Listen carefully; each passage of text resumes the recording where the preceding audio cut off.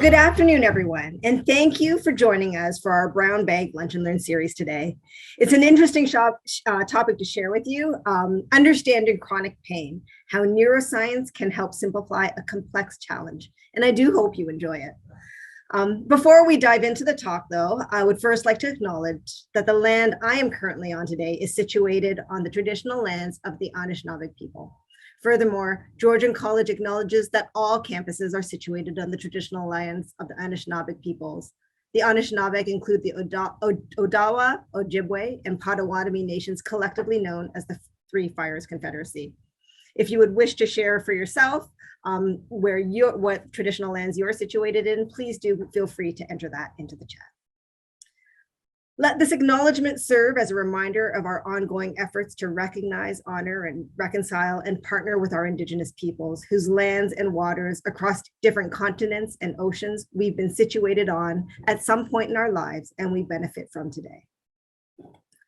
Georgian College continues its dedication to honoring Indigenous history and culture and is committed to moving forward in the spirit of reconciliation and respect with all First Nations, Métis, and Inuit peoples. I'd also like to mention that this session is indeed being recorded and will be made available on the Burnick Online YouTube channel. If you wish to revisit any of the material or share this learning with friends or colleges, you can visit us and we'll have a link to the YouTube channel in the chat.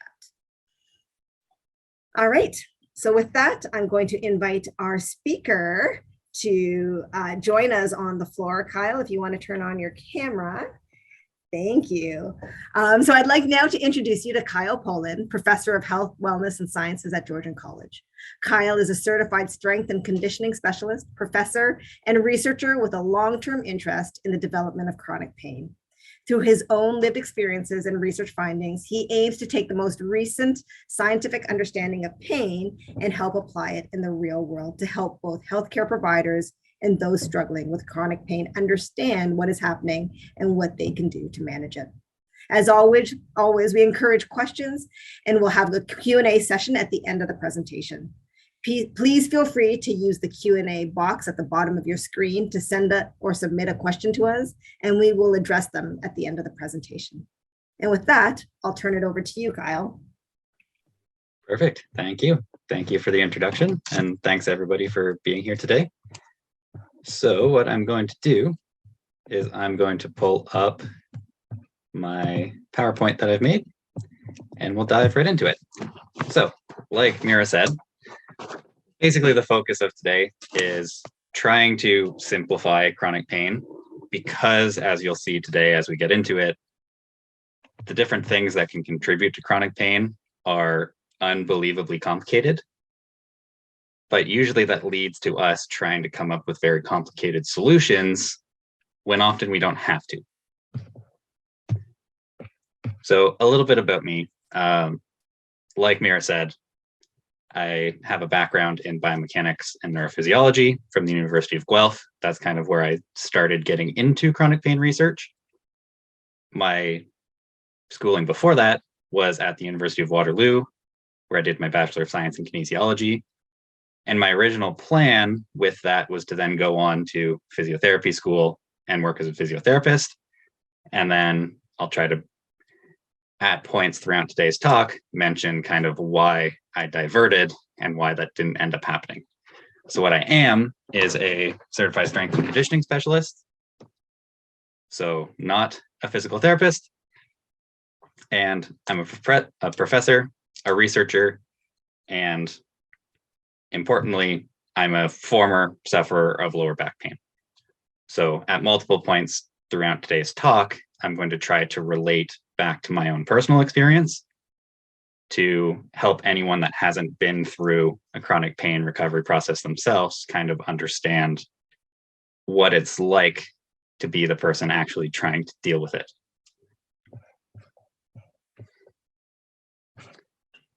So, for context, at about 19 years old, I hurt my back.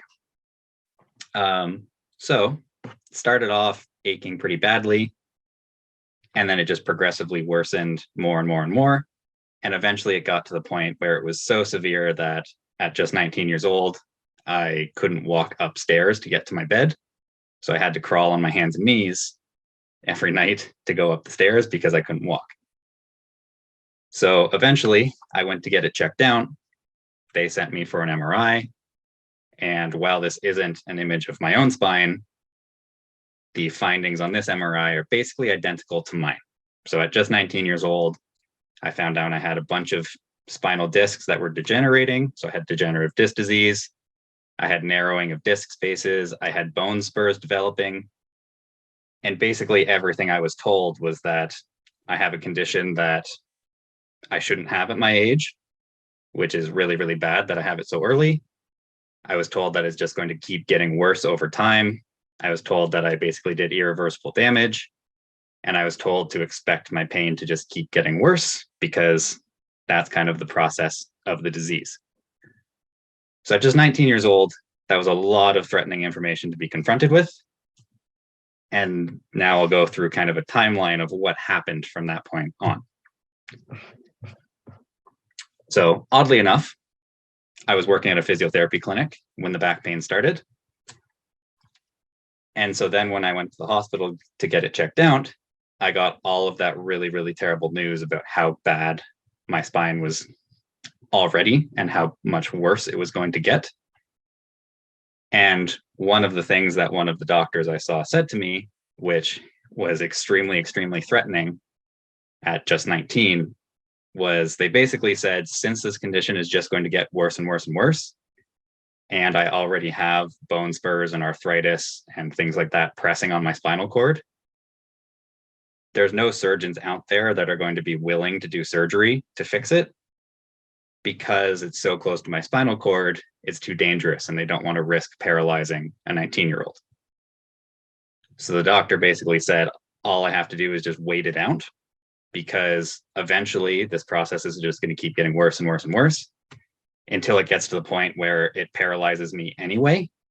And then once I'm already paralyzed, then someone would probably do the surgery because if they accidentally hit the spinal cord, doesn't matter because it's already severed. So at 19 years old, I was basically told, you're just going to be in pain until eventually you lose the use of your legs. And then at that point, maybe someone will be able to help you. So not great information to hear at such a young age. I was active. I planned on becoming a physiotherapist. And basically at this point, I wrote off physiotherapy as a career because I figured it would be pretty hard to help rehab people if I'm bound to a wheelchair. So what I did to try to prevent the inevitable paralysis that I was told was coming was take every single class that Waterloo offered that had anything to do with injury rehabilitation, because I wanted to, one, figure out why it happened to me so I could stop it from happening in other people. And I was holding on to a very, very slim hope that maybe if I get really lucky and I do everything right, maybe I can stave off this paralysis. So I did everything right. I did everything they taught us to do in school. I read all the textbooks. I took all the classes, did everything right, and I just kept failing. Nothing worked. And so I was getting really, really frustrated and discouraged and started to feel very, very hopeless when I basically got to the point where if I was doing everything right, I even had a professor at Waterloo who was like the world leading expert in lower back pain. He had a whole course on lower back pain. I aced his course. I applied everything he taught us to do. It wouldn't work. So I figured if I'm doing everything right and I keep failing, it really must be as bad as they say. This must be something that I'm just stuck with and I have to learn to live with. This is the way my life is now. So that's why I diverted from physiotherapy, because I didn't think I would physically be able to be a physiotherapist. So I decided to go to grad school instead, because I figured if I can't help myself, maybe I can at least figure out why people experience chronic pain and I can prevent it from happening in other people, because I don't want other people to go through the same experience as I am. Because the pain was so debilitating that it basically stopped me from doing most things that I wanted to do as a young adult. Then when I got into grad school, and the stuff I'm going to talk about today, was when I started to realize that maybe I had been missing parts of the picture. Maybe I wasn't doing everything right. Maybe there was additional things that I wasn't aware of that might help me. And then once I started applying that information, shockingly, about 3 weeks later, I was pain-free, and it hasn't come back since. So not only can I still use my legs and I'm not paralyzed, I don't have any pain anymore. And it took me just 3 weeks to get better after suffering every single day for 7 years. So the reason I think this stuff is so important is because I bet there's lots and lots of people out there who are going through the exact same hopeless experience that I was. They're doing everything right. They keep failing, but not everyone has the luxury to go to grad school and study chronic pain. And so I'm hoping to spread the information that I learned so that people don't have to go get a master's degree in order to learn it. So that brings us to different theories of pain. Why do we experience pain in the first place? What does it mean? So to put the importance of pain into context, first of all, about 18.9% of Canadians, so almost 1 in 5 Canadians, are affected by chronic pain. And the healthcare costs of that can indirectly add up to about $37 billion per year in Canada, which is a significant financial burden. And currently, a lot of the best options that people are offered is basically just a prescription to some kind of opioid. And as I'm sure many of you are aware, there's a major issue right now with opioids being spread amongst the population, regardless of whether they've been prescribed or not. Some people can take too much, even if it was prescribed to them. Some people can be taking it if it wasn't prescribed to them. Either way, we have a pretty big crisis on our hands with opioids because people can become so dependent on them. And one thing that I realized was, you know what, maybe there's an alternative here. Maybe if someone like me that suffered every day for 7 years can get better, maybe there's a chance that other people can feel better too. And we don't need to just give them a lifetime prescription for opioids. So when I was in school, everything was focused on the kinesiopathological model, which, if you break the word down, basically just means pathological movement. The way you're moving is wrong, and it needs to be changed. So the way pain was always taught to us was that pain is like any of your other senses. Pain is your body signaling damage. So like if light goes into your eye, your body registers that you're seeing light. If you touch something, your body registers that you've touched something. If you smell something, your body registers that you smell something. We were always taught that pain was if you damage something, your body tells you you've damaged something, just like all of your other senses. And that's the way most people think about pain, because it makes a lot of sense. Why would pain be any different than any of our other senses are? It wasn't until I got into grad school that I started to hear people talking about this weird thing called the biopsychosocial model, which I didn't really know what it was because I had never been introduced to that term before. But the more I read about it, the more I realized a lot of the psychology research was not defining pain as a signal of damage. It was describing pain as an emotional response and your body's interpretation of incoming information. So I started to realize maybe pain isn't a sign of damage. Maybe it's a sign of a threat. If your body feels threatened, it can tell you you're in pain. Doesn't necessarily have to have sustained damage. It just needs to feel like it's going to sustain damage, and it will try to protect you from it. So this was kind of my first hint that, you know what, maybe I was missing something. Maybe it's not as simple as you take damage, it hurts.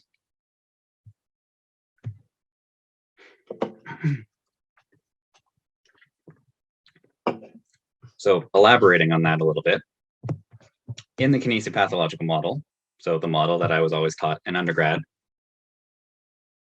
Basically, we were told pain's a sign of damage.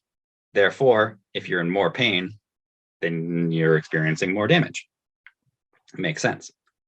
If you hear something that's really quiet, your brain will interpret it as you're hearing something quiet. If you hear something loud, you will perceive it as being louder. So again, you would think pain is the same.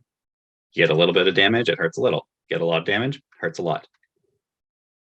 But then, since I had to review so much research for my master's thesis, which was basically focused on studying the neurological mechanisms that take acute pain and turn it into pain that lasts a long time, something I was starting to notice in all of this research I was reading was there was a bunch of studies where people were experiencing pain, but then when you looked, they didn't actually have any damage.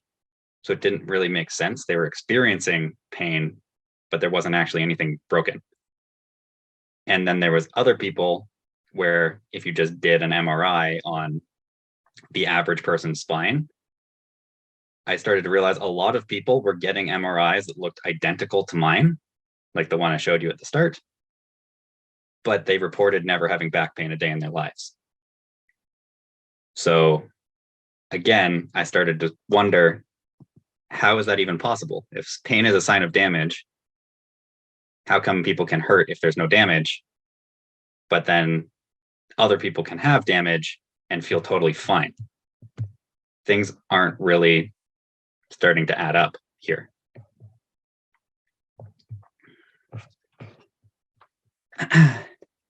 So then I started to think about, okay, well, maybe if it's not as simple as damage causes pain, maybe some of the other things I was told don't really make sense either. So a lot of people were telling me that my posture was probably the reason that I was in pain, or a lot of people were telling me that my core was too weak. So if I strengthened my core muscles, that would protect my spine better, and then I would stop hurting because I'd stop damaging it. But then I thought, well, there's lots of other people that have posture exactly like mine, and their spine curvature looks the same, but they're not in pain. And then at the time when the back pain started to develop and started to get worse and worse and worse, I was currently trying out for Team Canada because I used to be a competitive paddler. And so I was a pretty strong candidate for racing for Team Canada at the time. And then I started to think, well, if I have a weak core and I'm a candidate for paddling for Team Canada, then why doesn't everybody have back pain? Because out of the entire population, my core should be pretty strong if I'm maybe national level competition. So again, it's not making sense here. Things are not adding up the way that they told me they would when I was in school. And then some more things I started to notice. I went back for an MRI 5 years after the original one, and it didn't look any different. It looked exactly the same as the original one. But over those 5 years, my pain continually got worse. So how is my spine not changing, but my pain is? How is it possible that there's so many people that have a spine that looks exactly like mine, but feel fine? And then I started to ask myself, why can't I be one of those people? What's different between me and them, where our spines can look the exact same and they feel fine and I don't? And is there something I can do to become one of those people? So then I looked at the biopsychosocial model and learned that, sure, tissue damage can lead to pain, but there's a couple more things that also might lead to pain. So after reading about the biopsychosocial model, I came across this image.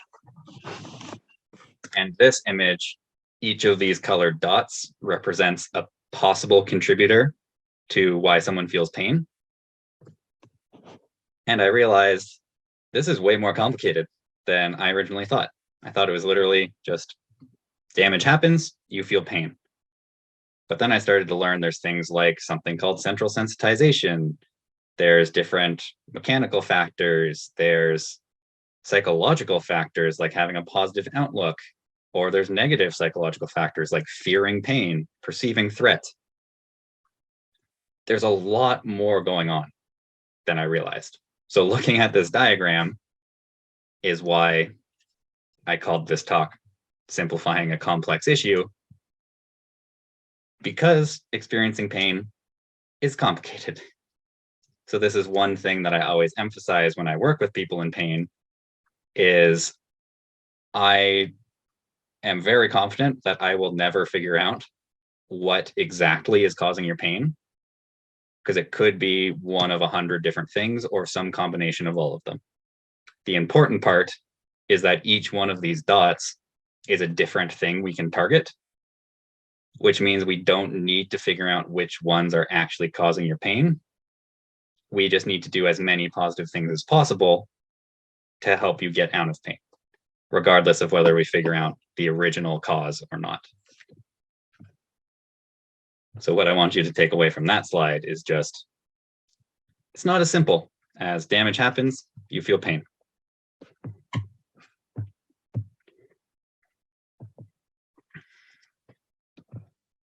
So this graph is one that they always showed us in school to explain why people get hurt. And basically all it's showing is that the blue line represents how much stress you're applying to your body over time. And this black line, tissue capacity, is basically how much your body can handle.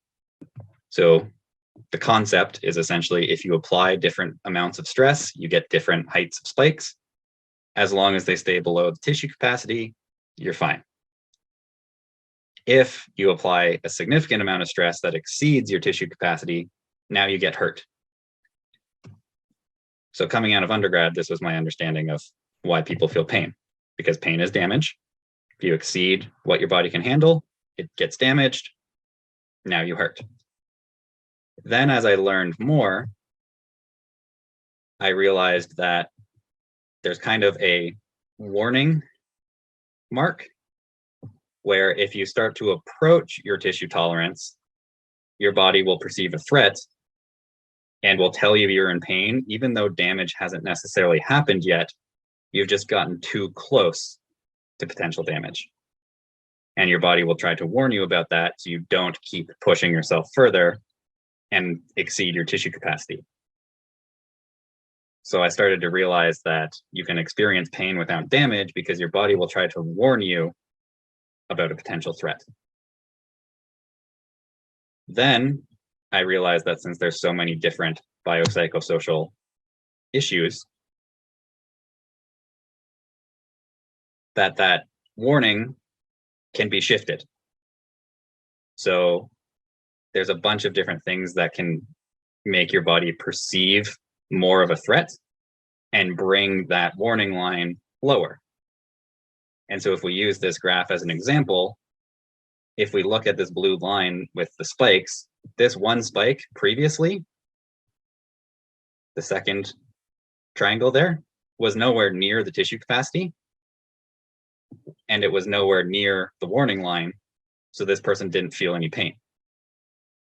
But due to a complex interaction of psychosocial factors, maybe they were really afraid of pain, maybe they've hurt this tissue in the past, maybe they know somebody that this has happened to, maybe they were told if you move a certain way or your body weight is too high, you should expect to feel pain. All of those things are going to tell your body to move that warning level lower. And so this second activity here could have been like going for a walk with your dog. And now all of a sudden, something you do all the time hurts when it never did before. So is your body taking damage? Is it wearing down? Or is your body just being a little too defensive and it's warning you when you're nowhere near your tissue capacity? This is why a lot of people that get hurt can start to feel pain in things that, if you think about it, really shouldn't be threatening. So, for example, I worked with a client once who had really, really severe back pain when they went out for dinner with their spouse. So they weren't able to go to restaurants anymore because they couldn't sit in unfamiliar chairs. Well, the human body is pretty strong. The human body probably doesn't have to worry about getting hurt by an uncomfortable chair. but their body was so defensive that it was telling them sitting in an unfamiliar chair was a threat when it really wasn't. So they weren't taking more damage, but they were experiencing more pain.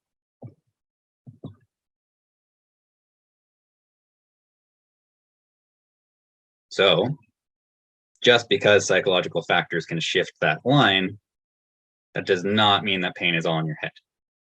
So this is a super, super common pushback against thinking of pain in a biopsychosocial way, is a lot of people will say, okay, well, if psychological factors influence how you feel, are people only experiencing pain because they're making it up? Is it all in their head?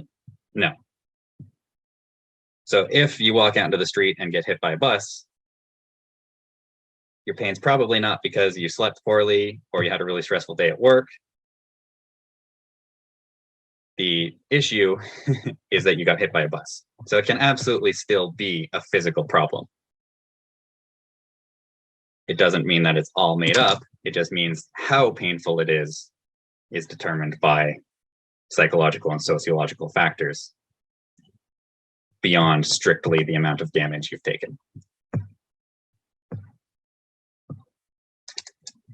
Which gives us a little segue into kind of the psychology of pain. So since psychology can shift how sensitive we are, how does the way we think about pain influence how we feel? So to start us off, this is a slide taken directly from my master's defense. My master's was focused on this concept that came up on that big biopsychosocial model slide amongst all those other factors. But one potential factor is this thing known as central sensitization, which is basically an amplification mechanism for pain. And so the simplest way to explain it is basically if something normally would hurt, if you're centrally sensitized, it would hurt more. If something normally wouldn't hurt, it might hurt if you're centrally sensitized. So it's basically taking things that normally hurt a little bit and now they hurt a lot, or things that shouldn't hurt at all and now they do.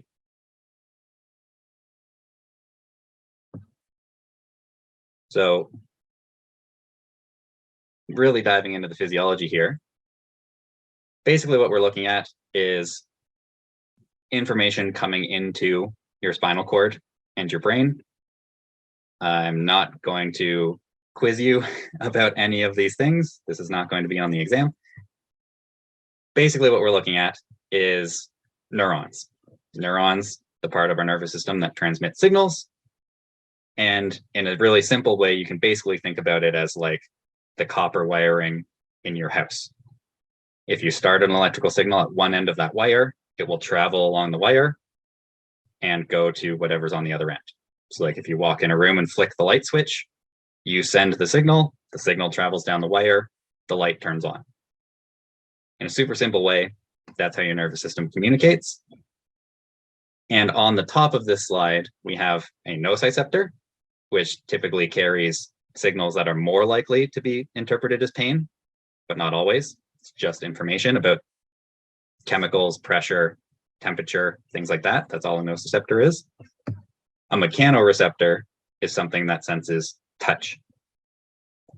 So normally what should happen is if you touch something really, really hot, or you stick your hand in a vat of chemicals that starts to burn you, the nociceptor will send that signal into your brain, and your brain will realize, hey, we don't want our hand dissolving in this vat of acid, so I'm going to tell you you're in pain because that's a threat. Whereas if you got tickled with a feather, your body probably wouldn't perceive that as a threat and would tell you that you're being tickled with a feather, but it doesn't hurt because it's not threatening. That's what happens normally.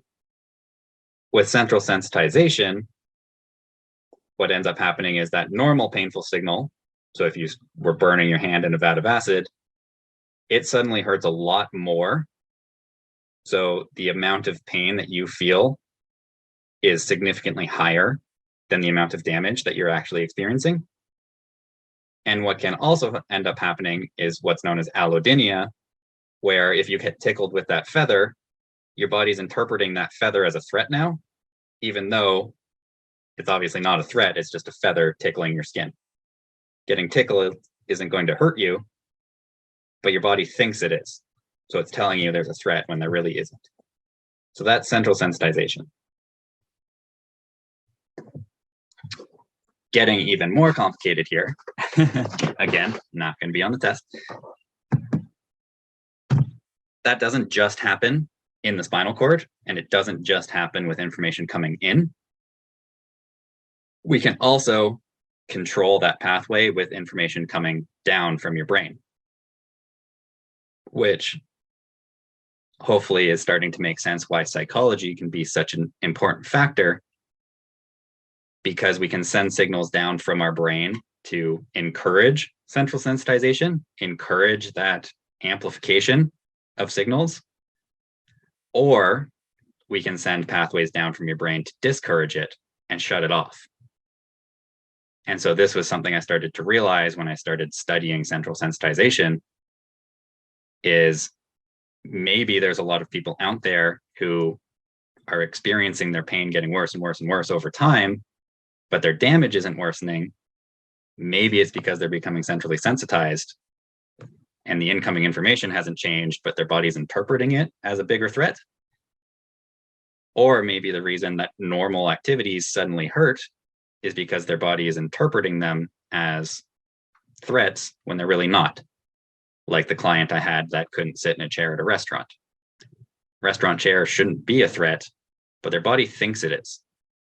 So then I started to think, if descending information from your brain can encourage central sensitization, maybe we can also discourage it with descending information. And that's when I came across this chart. So this chart, basically, the left-hand side basically is explaining why people kind of get stuck in this cycle of pain, whereas the right-hand side explains how people recover from pain. So if someone gets injured and they experience pain, what can happen is they can tend to, through no fault of their own, catastrophize it. So obviously, if you're experiencing pain, you're going to worry. That's normal. You don't want to experience pain. So you'll start to worry, you'll catastrophize, you'll wonder, what if this doesn't go away? What if this gets worse? What if there's something seriously wrong with me that significantly changes my lifestyle? You'll catastrophize, you'll really start to worry.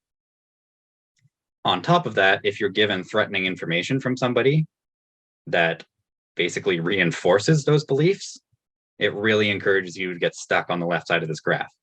So in my own experience, I started to experience pain. I started to catastrophize. I started to worry, like, what if this gets worse? What if I can't paddle anymore? What if I can't be a physiotherapist anymore? So I went to get it checked out, and I was told to just sit and wait for me to become paralyzed. That was very threatening health information, which made me very, very fearful of pain, which is the next step, pain-related fear, because I was terrified of making the pain worse because I didn't want to lose the use of my legs. So what I started to do was avoid pain at all costs, become very, very hypervigilant, be very aware of my body, make sure I was paying attention to every single sensation to make sure I experienced no pain at all, as much as possible. What did that lead me to do? Well, it led me to disuse, depression, and disability. Basically, I stopped doing activities I cared about because I was really, really afraid of experiencing pain.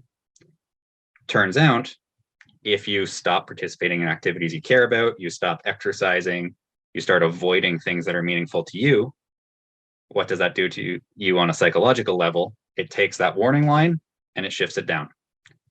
So now I started to experience even more pain, which then led me to catastrophize, which made me avoid things, which made me use my body less, which made me experience more pain. And I just got caught in this loop where my pain just kept getting worse and worse and worse. And I kept becoming more and more sensitive because I was trying so hard to avoid pain because I thought pain was a sign of damage.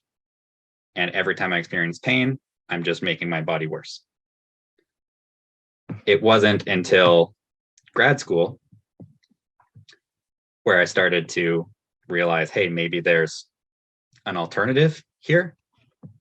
And I realized that people that aren't afraid of experiencing pain are more likely to go out and do things they care about and confront their pain and not let it limit what they're doing, and they're more likely to recover.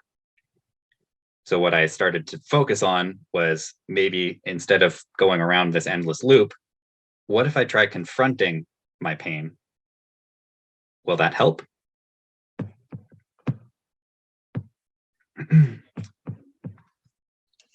And so that led me to this concept known as the nocebo effect. So a lot of people are aware of the placebo effect, where basically you get given a pill or something that doesn't actually do anything, but you're told there's going to be a positive effect, and then it causes that effect just because you expect it to. The nocebo effect is essentially the opposite of that. So it's where you don't manipulate that person at all, but you foster really negative expectations, and then it causes those negative things to happen because they're expecting it. So when I started to learn about this nocebic language, I started to realize that maybe all of that threatening health information I had been given had just created a huge nocebo effect, and maybe my body was really, really protective and sensitive because I was expecting something bad to happen, leading to me expecting pain, becoming hypervigilant, and therefore experiencing more pain. So I started to realize, maybe the problem is I've been noceboed like crazy. Maybe that's why some people have the exact same amount of damage as I do, but they feel fine and I don't. Maybe it's because they haven't been noceboed and I have. Maybe that's the difference. And so then I started to look at things like this. Like this example on the left is a perfect example of a nocebo. So if you were to tell someone deadlifts aren't bad for your back, you should lift weights. That's good. That's good advice. How you deadlift can be, though, now you've noceboed them. Now you've made them afraid of the way that they move. You've promoted fear. That's going to lead to disuse.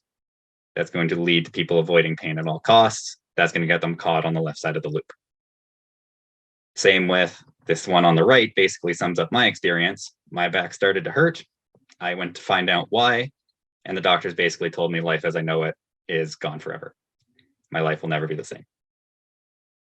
That noceboed me because now I was going around expecting nothing to ever be the same again, because I was told that's what I should expect, and it caused it to happen.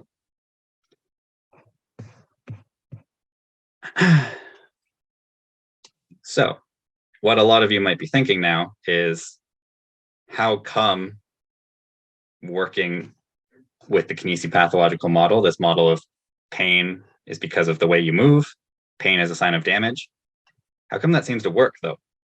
If it's missing a major part of the picture, how come it's being applied all the time and it's still working? So some reasons for that were, one, the kinesiopathological model uses movement, and movement in general is anti-nociceptive. It reduces your pain. So maybe it's not the fact that the exercises people are being given at the chiropractor or the physiotherapist or the athletic therapist or wherever they go. Maybe it's not that the exercises themselves are fixing a movement problem. Maybe it's just the fact that they're doing something. Maybe it's just the fact that they're moving at all. There's also an effect of time, where in general, if people aren't noceboed, they will tend to get better on their own over time anyway. So maybe it wasn't that the actual treatment they were given got them better. Maybe had they just gone about life as normal and waited, they would have felt better anyway. We don't know that it was necessarily the treatment that led to the recovery,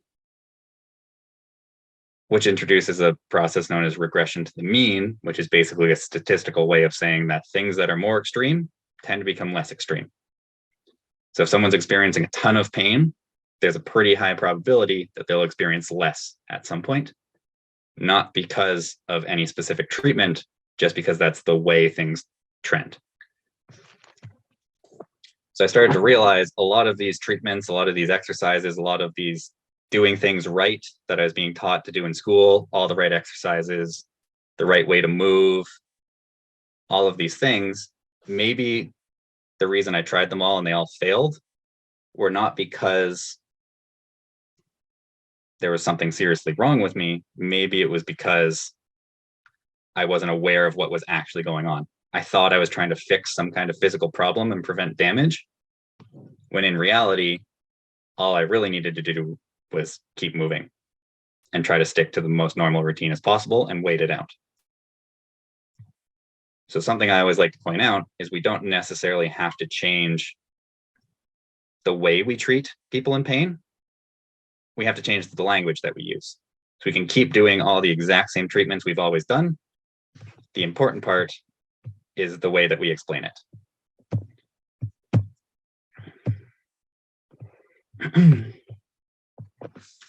So if, as an example, we have someone come in with back pain and we do an assessment on them and we find out that they have all of these issues, the kinesiopathological model would say, well, we need to make their spine more stable.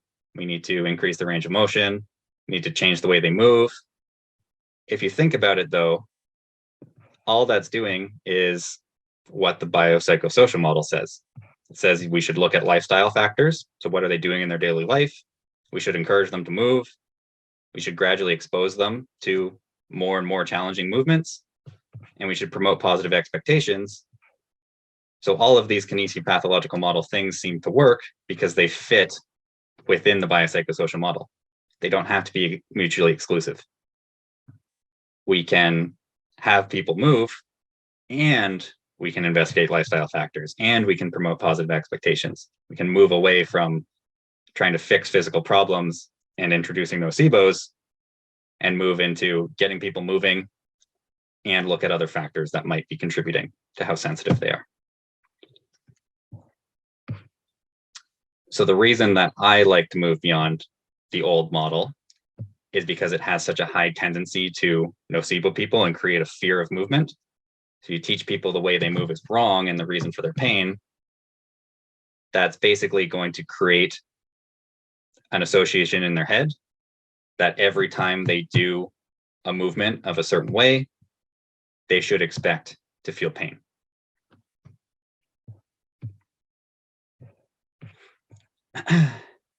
Another thing that happens is when you create this association, what it ends up sounding like to people is they have a problem that needs to be fixed. There's some kind of damage that we need to correct.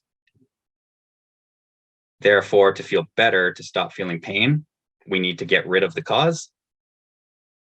But if it's a cause or a proposed cause that we can't get rid of, it basically teaches this person, you're going to be in pain forever because the thing causing it can't be treated. So you're just stuck. So this is basically what it sounds like to someone experiencing pain. You have a physical problem. If you don't want to feel pain, the physical problem has to go away. However, we can't fix it. It's probably actually going to get worse over time. So learn to live with your pain. This is, you're stuck with it now. So if someone comes with these beliefs, it's really, really hard to help people unlearn them.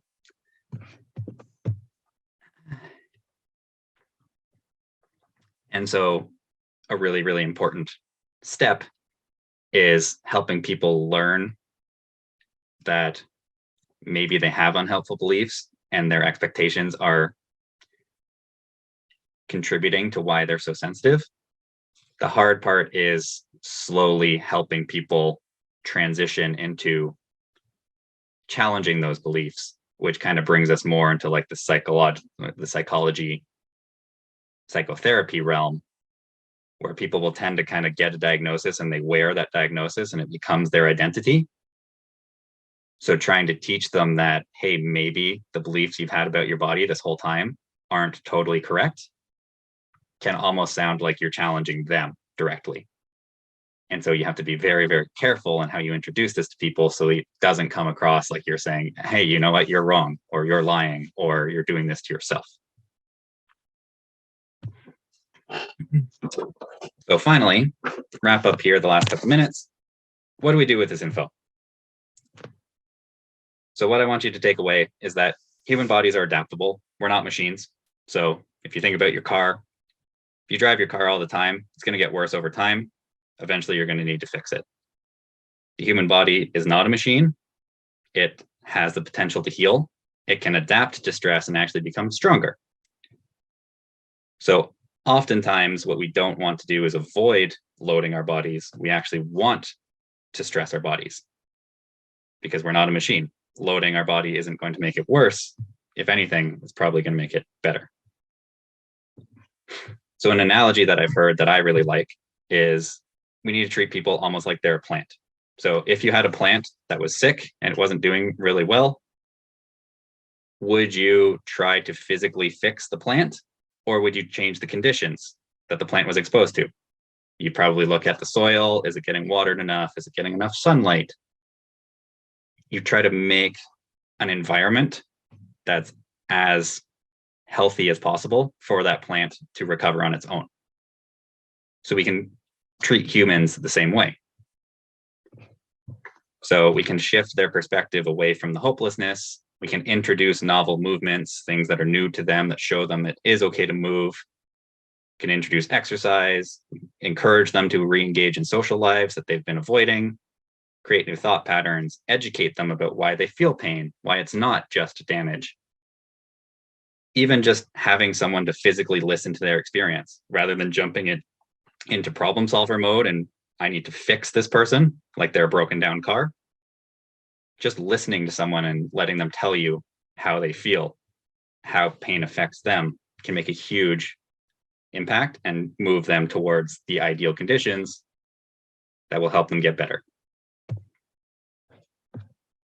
And so this can be a problem for people that work in the field, where we can end up becoming really, really uncomfortable with adding stress to people because we're afraid people are fragile and easily broken. So we need to get out of that headspace. People are not easily broken. People are adaptable. We need to encourage them to move, not tell them if they move, they're going to get hurt. So what I've done is I've created a huge list of common nocivic phrases here that can really make people feel threatened when they don't necessarily need to. So if you tell someone something's unstable or dysfunctional, weak, damaged, arthritic, they have too much wear and tear, their spine's degenerated, they have an impingement, they're asymmetrical, we need to fix something. These are all things that make them think they're broken. And we've basically just noceboed them. We've taught them to expect something bad.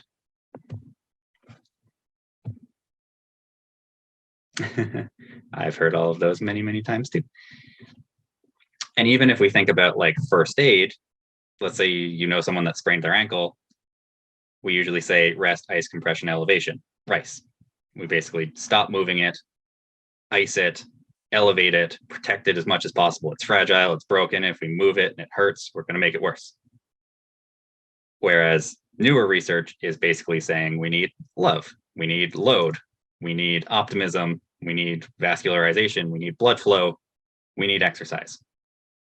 We don't need to fear making the pain worse. We don't need to fear loading it. If anything, we want to keep it moving. It's not about protect because we're fragile. It's about move because we're adaptable. So in summary, pain's super complicated. It's really, really tempting to focus on the biological side, but don't forget that there is still a psychological and sociological side. So what we should focus on is, rather than telling people to avoid pain, help them gradually expose themselves to things that their body thinks it's sensitive to and should be afraid of. You need to give them lots and lots of time. It's a slow process. You need to educate them, help them learn why they're feeling the way they are.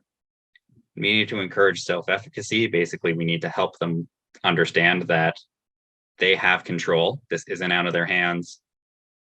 They have the ability to help themselves. We need to get them as comfortable as possible while they wait. And we need to be here to support them when they lose faith, because they will. It's a long process. There's going to be a lot of setbacks. The best thing we can do is just be here to encourage them and keep them moving in the right direction.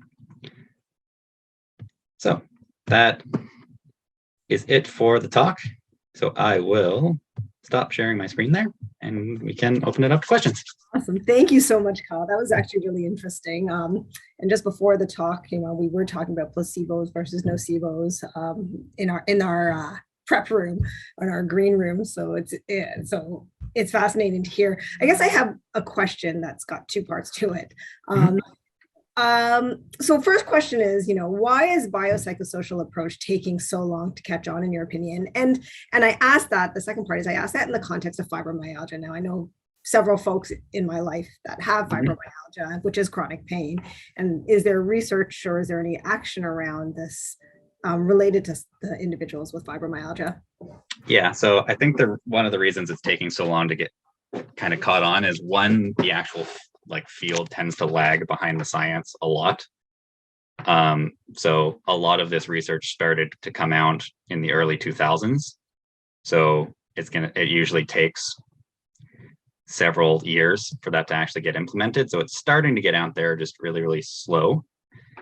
And another thing is just because the conversations are hard, it's a lot easier to like send someone for an MRI and go, there, I see it. I see the problem. That's what we're going to focus on. It's a lot harder to go, it's complicated and I don't really know what's going on, but let's try some stuff. So that's why it takes a while to kick in. And then in terms of fibromyalgia, one of the most interesting things out there was because central sensitization is theorized to be the major contributor to fibromyalgia. If you look at research trying to treat fibromyalgia and trying to reduce the sensitivity of it, all the things I talked about today seem to help. And interestingly, there's a pretty major positive impact of things like cognitive behavioral therapy, which is literally just learning to challenge unhelpful beliefs. So it seems like regardless of whether you do anything physical or not, people experiencing fibromyalgia, if they learn that they're more adaptable, they can move, they challenge all these beliefs they've been taught over the years, they tend to feel better. So That's fascinating. Yeah, no, and I believe it. I mean, I believe it with, cognitive behavioral therapy for anxiety, for other issues, and why. And when you're showing some of the research about how it relates to pain, it's fascinating. With that, I'm like to turn it over to Lauren because I think we have some questions we have some time for questions from the audience. So Lauren, if you want to come on and ask them. Yes, thank you so much, Mira, and thank you so much, Kyle, for that incredible talk. We've got a lot of questions coming in. So the first one up, is there any solution to nerve damage or restimulation of nerve growth and sensation? that's a interesting one. So yeah, one really weird thing that can happen is when someone gets nerve damage, sometimes the nerve can regrow.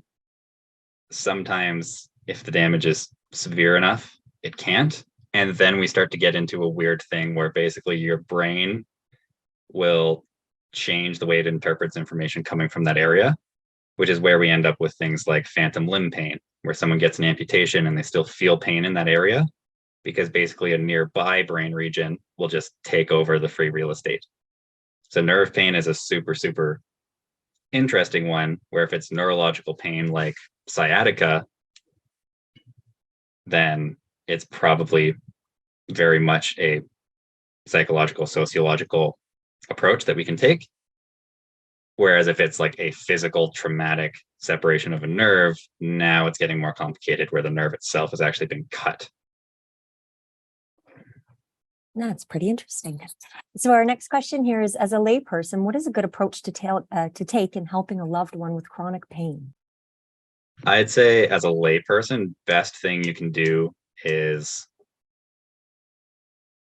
it's going to be hard to challenge the unhelpful beliefs that they've had, especially if they have them for a long time. So best thing you can do is try to help them work on those other lifestyle factors. So make sure that they're sleeping well, take them out to do activities that they enjoy, encourage them to go out with their friends and get some social time.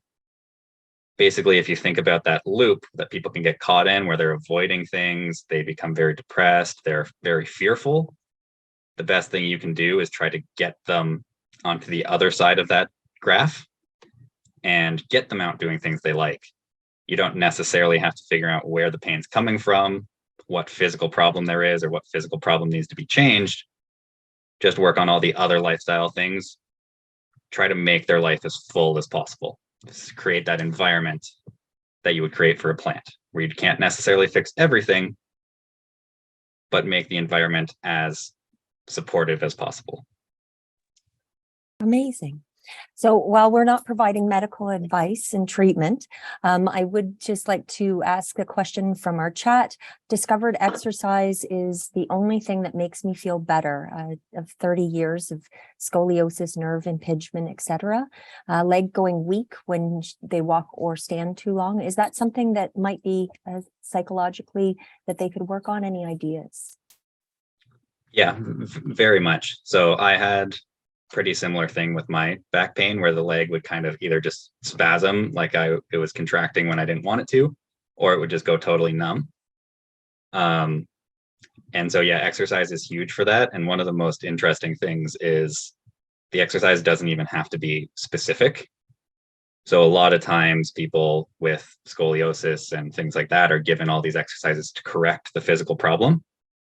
But then if you look at the research, you could have someone like sit on a bike or do a bunch of bicep curls that have nothing to do with the shape of your spine, and it tends to make them feel better.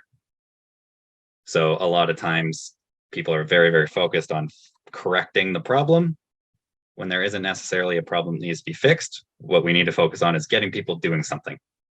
So even if there's a type of exercise that they enjoy, doesn't really matter what type of exercise it is. If you like it, go do it. If you like it, it's a good form. That's awesome. So just being mindful of the time, we are at 1 o'clock now. So we will ask a final question of, is psychotherapy the solution? What avenue of therapy should be pursued? Psychotherapy definitely can be. One thing that I think is a really, really good trend that I'm seeing is a lot of rehab fields are starting to kind of converge. So what ends up happening nowadays is like a good, well-informed, science-informed chiropractor is indistinguishable from a physiotherapist or athletic therapist or osteopath or massage therapist or strength and conditioning coach. They're basically all blending and basically doing everything the exact same. And so psychotherapy is a huge part of that. And there is a lot of people nowadays that are directly affiliating themselves with a psychotherapist, just because people from my field don't really have any training in that realm. So what we can end up doing is, like, I'm a strength coach, for example. If I worked with a psychotherapist, the psychotherapist would be awesome at the actual psychological side of things, whereas my expertise would be the exercise side of things. So come up with a workout plan that challenges them, moves them into positions they've maybe been avoiding or fearful of, but is still just doing any kind of exercise to get them moving.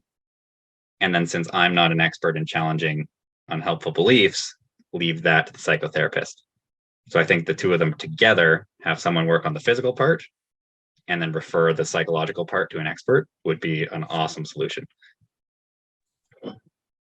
Awesome. Well, thank you so much, Kyle, for sharing your expertise and insights and your personal journey on this topic. I think what we're learning is, the body is not just like the body and the mind. To take care of the body, you need to take care of the mind as well, and the two hand in hand. And I think during the pandemic, we've learned that even more. So thank you for that, and thank you to all of our attendees for joining us today. And we hope I see that from the chat. There's a lot of positive comments, thank yous, and interesting information in the chat. So I think our attendees also got a lot out of this talk as well. Just for your reference, everyone here on the line today, hopefully you'll join us for our next Lunch and Learn session. We have Anastasia Boldriff, who will be presenting. Anastasia has a master's in literature and a PhD candidate in educational sciences with a focus on applied linguistics. So mark your calendars for Tuesday, March 21st at noon. It's like what I love about these research innovation scholarship lunch and learns is that they cover such a broad range of topics: chronic pain today, literature tomorrow. I also want to mention to you that our annual Research, Innovation, Scholarship, and Entrepreneurship Symposium, RISE, is being held on April 5th at our Barrie campus and is open to everyone to attend. So watch out for more information to come about the speakers and activities for that day. Thank you again, everyone.